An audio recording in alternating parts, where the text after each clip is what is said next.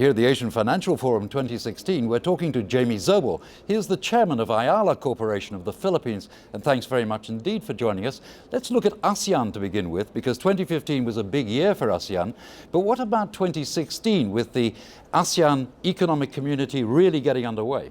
Well, I think we're increasingly interconnected as economies. I've always been a great believer in what ASEAN stands for. I think as a person from the Philippines, I'm a great believer in our country belonging to something bigger than itself. There's been a lot of pressure globally to build up our economies, and I think a country like ours, like the Philippines, is more relevant to the world if it's part of a bigger economy like ASEAN than if it were alone.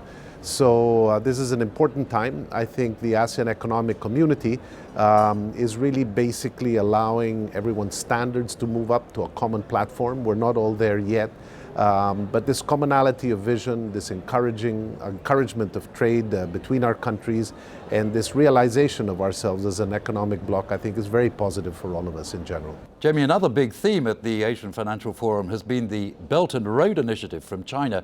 But do you think those two things are integrated? The integration of ASEAN, if you like, and the Belt and Road? Well, I think anything that opens up trade routes and facilitates movements of goods, services, and people is a positive.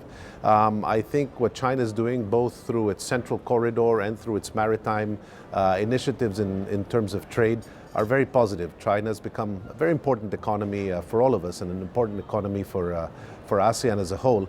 Anything that helps these routes open up, make it easier for people to move goods and services, and anything that opens up new markets and new communities along those routes is a very positive thing. The Philippines has had a good few years of economic growth, but what about 2016? Do you see that growth continuing? I think the basic framework of success of the Philippines over the last couple of years stays in place.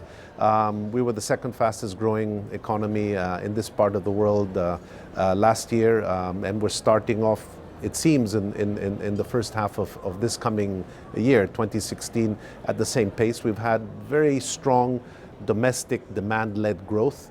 We have large remittances that continue to come into the country, and that's driven a lot of our consumer products. It's quite a unique model and a little different to everybody else.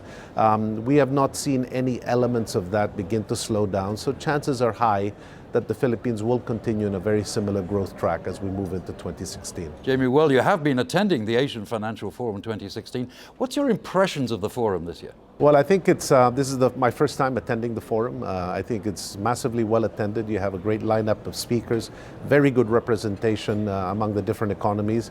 I'm particularly delighted to see that the ASEAN countries have been given solid representation at this forum. I know probably in the past it was more China-centric, Japan-centric, but ASEAN seems to be playing a bigger role in this, and I think that's wonderful, because I think the interlinkages between China and ASEAN are increasingly important.